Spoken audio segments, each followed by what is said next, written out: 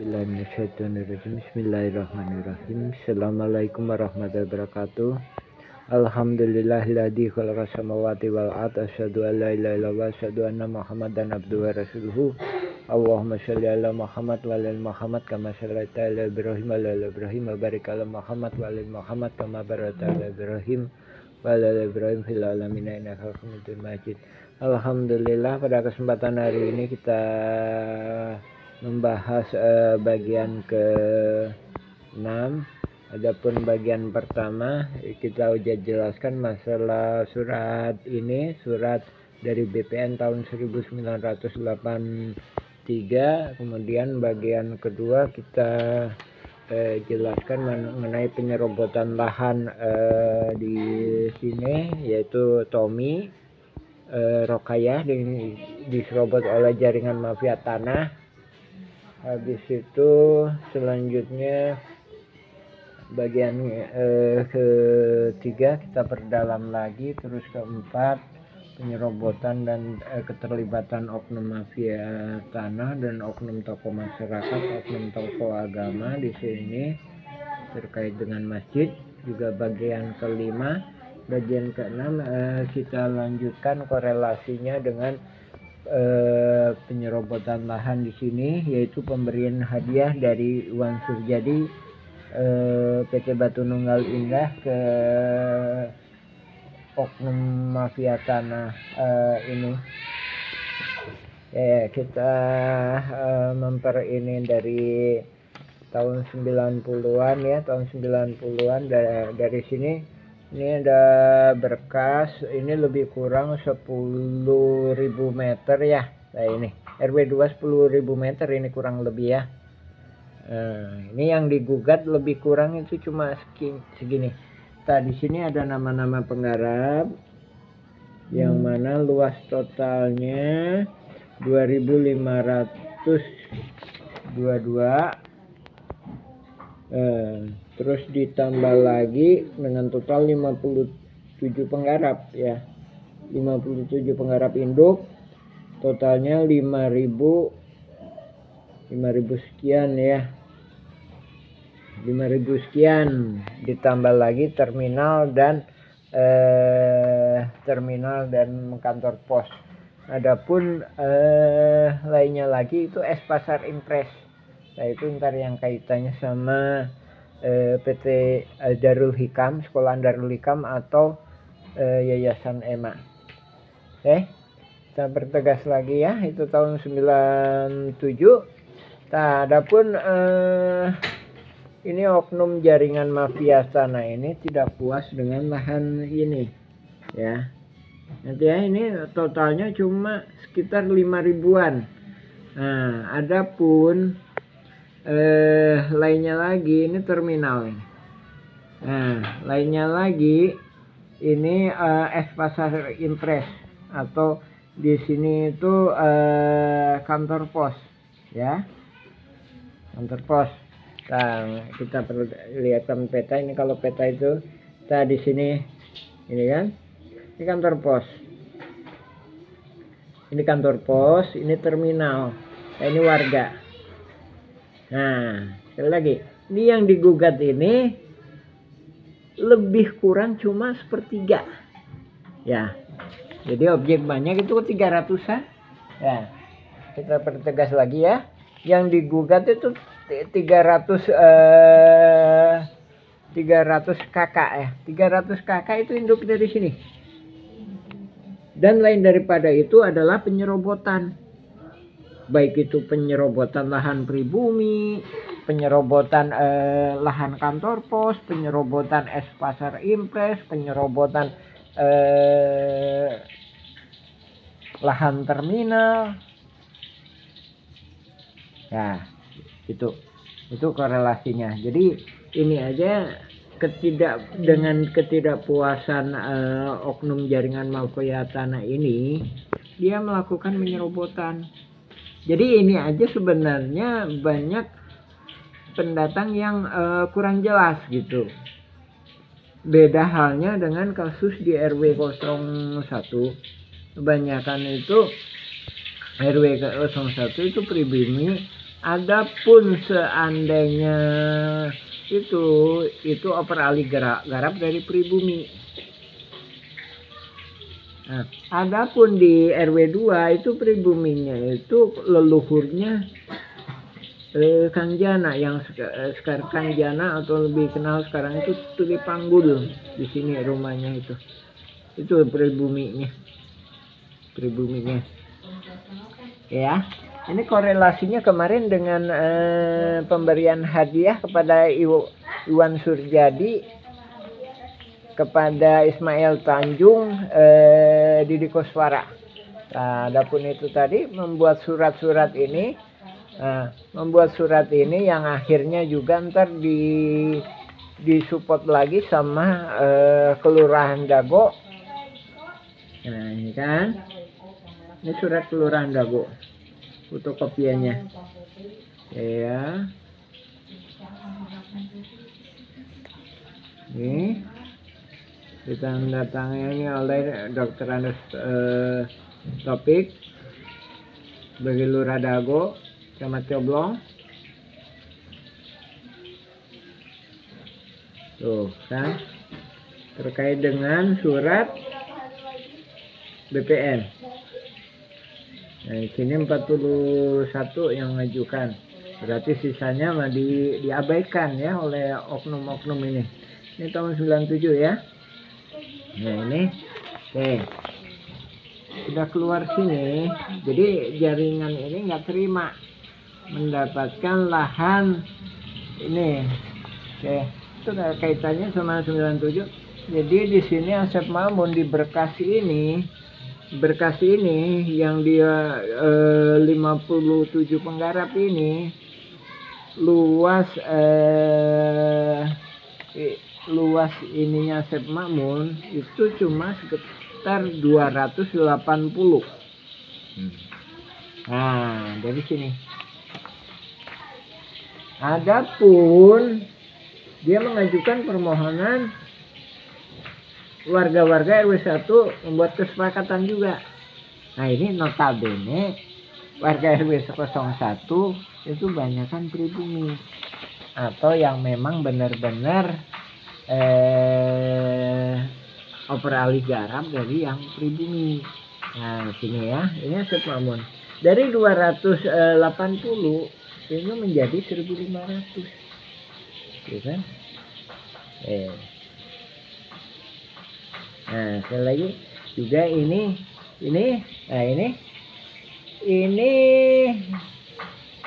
luasnya berapa? 32.500. Nah, adapun 32.500 di sini.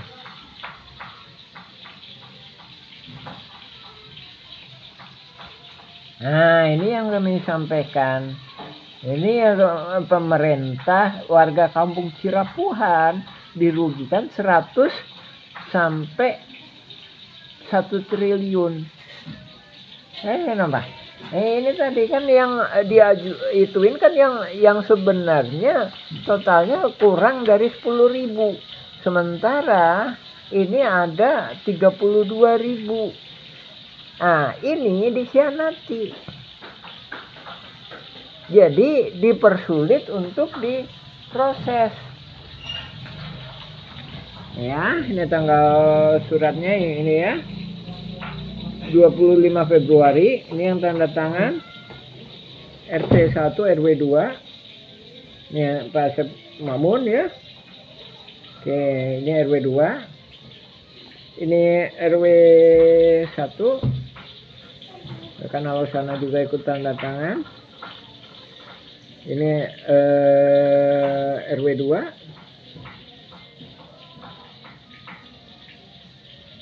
Ya. Ikut. Ingat ya, baik-baik tanggalnya. Tanggal segini ya. Nah, setelah tanggal 25 Februari tahun 99, kok bisanya mengeluarkan surat seperti ini? Jadi seolah-olah nggak tahu apa-apa mengenai lahan ini. Jadi ini lahan ini jadi surat ini dipakai untuk mengintimidasi warga-warga pribumi.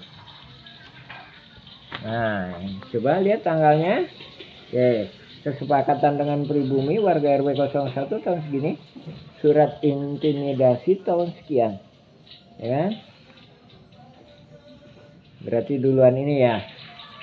Nah, dari situ alih-alih seperti itu, seolah-olah warga RW 1 nggak boleh nyuratin. Nah, ini kolusi ini bukan hanya di bawah tapi juga naik ke atas, juga termasuknya walam ke atasnya sampai di mana, jaringannya sampai di mana ini. Sepengetahuan saya membuat surat ke BPN juga,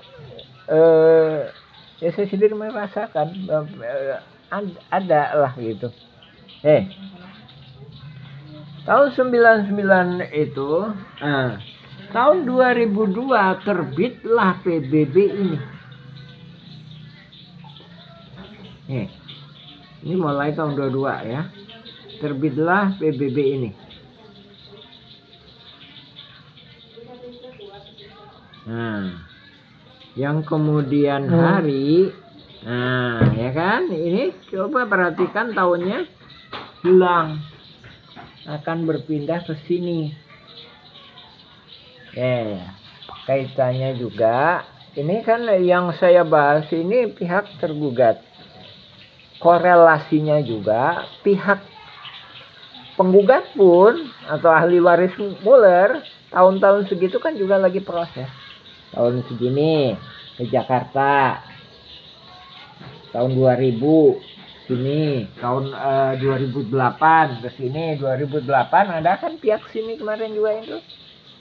Misalkan kedatangan Iwan Surjadi 2008 kan, kedatangan pengacara Iwan Surjadi. Nah, ini kita lebih fokuskan ke sini ya. Dari sini juga kemarin juga kita jelaskan bahwa ini ada 8 pihak. 8 pihak: Jenal, Udep, Dani, Anda, Amin, Nana, PKK RW, Didi Koswara. Totalnya 14. Sedangkan 14.000. Sedangkan PBB-nya ini 15.000 atas nama satu pihak, satu orang. Nah, ini juga ntar kaitannya juga kenapa strategi tergugat itu seolah-olah di satu indukan, yang mana semua para tergugat disepakati sebagai penggarap di Eigendom Verponding Buraminten.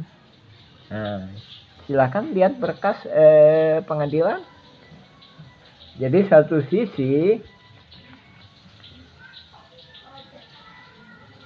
jaringan mafia tanah ini berkolusi membuat Eigendom Verponding atas nama ahli Muller, atas nama Muller, yang kemudian dipegang oleh ahli warisnya. Sisi lain, tergugat dinyatakan sebagai penggarap Eigendom Verponding Buraminten, yang memang asalnya kedua-duanya ini, Buraminten dan Muller, itu dari Simongan. Poin yang kami tegaskan bahwa itu tadi dua pihak itu tadi seolah-olah memerangkap, jangankan warga Cirepuan yang tidak diikutsertakan sebagai tergugat. Nah, warga Dagolos pun sebenarnya juga udah terperangkap oleh jaringan mafia tanah ini. Jadi mau nggak mau dalam pembelaannya pun Asep Makmun seolah-olah dari bapaknya atau dari Didi Koswara, padahal ini sudah terhapuskan ketika proses sidang itu menurut petugas PBB ada di sini. Jadi PBB memang bukan bukti pertanahan. Nah, akan tetapi ini dipakai transaksi oleh jaringan mafia tanah. Nah, ini juga korelasinya dengan yang kemarin. Kenapa Iwan Surjadi CS memberikan hadiah ke Didi Koswara dan Ismail Tanjung. Jadi untuk ini yang kemudian hari untuk dipegang oleh ini. Yang kemudian hari yaitu saat ini diajukan tuntutan. Diajukan tuntutan oleh ahli waris Muller. Sementara di sini warga Dagolos dipegang oleh Asep Makmun CS itu seolah-olah diwakilkan ke sini. Nah, padahal ini udah ada di sini di Deddy Muhammad Saad. Jadi tujuannya pihak penggugat bila mana tergugat menang, nah dia masih dapat simpenan. Jadi Asep Makmun seolah-olah melakukan kesepakatan menjamin bahwa pihak tergugat menang pun pihak penggugat, jaringan penggugat yang terkoordinasikan dengan sangat rapih ini masih dapat untung. Nah, itu korelasinya, ya kan? Nah, ini skenario ini ini kita ngebahas beberapa surat ini ya sampai PBB 2002. Insya Allah akan kita sambung ke bagian berikutnya. Ini bagian ke-6. Nah, itu sedikit banyak udah paham mengenai korelasinya ya. Sudah kami tegaskan bahwa korelasinya juga. Ini juga kemarin juga saya sampaikan bahwa penokohan ini juga bukan pribumi tapi penyerobotan di sini juga. Nah, ini keterlibatan oknum tokoh agama juga menyepakati seolah-olah. Padahal ini mah jalan pribumi. Kemudian dibangun madrasah oleh Diki Sulaiman di sini. Disetujui. Kita udah sering ingatkan. Kita pertegas lagi, ini tanah Pak Bagio, ini tanah Pak Bagio, bukan tanah warga, bukan tanah pribadi juga. Tapi Diki Sulaiman udah saya ingatkan. Nah, di sini. Kemudian yang baru-baru ini dia ngebangun itu di sini. Nah, ini perhatikan baik-baik. Ini sebelahnya, sedangkan Diki Sulaiman di sini. Adapun surat yang digunakan itu surat ini, surat Iki Yunus.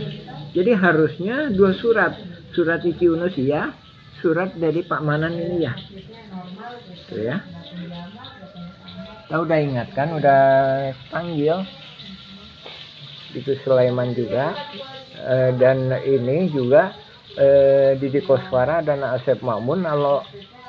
Kalau sana dulu sama Lurah Dago juga pernah ketemu tahun 2012 membahas masalah ini, lahan ini dan memang juga kita udah konfirmasi sebelumnya dengan Pak Slamet bin Karto, dan juga selanjutnya saya konfirmasi juga dengan pamannya Asep Makmun, yaitu Pak Ada adiknya Pak Ahya. Dan memang dia bukan pemilik tanah adat, tapi diberi garapan. Nah, adapun diberi garapan itu udah pada dioper Jadi ini satu objek itu bisa beberapa kali transaksi. Udah dioperkan ya. Sini minta lagi kan demas. Ini demas kan. Udah gitu digugat, dibuatin PBB. Dibuatin PBB lagi. Nah ini beberapa kali. Ya alhamdulillah ini bagian ke-6, insya Allah kita sambung lagi korelasinya gimana masalah kita melihat dari sisi warga ya. Kita melihat kesaksian dari sisi warga, adapun juga kita didukung juga dengan berkas-berkas surat dan kesaksian warga pribumi. Alhamdulillah saya sendiri juga udah pernah bertemu dengan cucu-cucu Nawisan yang saat ini udah pada meninggal. Saat ini yang ada cicitnya. Mungkin itu dulu yang saya sampaikan. Alhamdulillah. Assalamualaikum warahmatullahi wabarakatuh.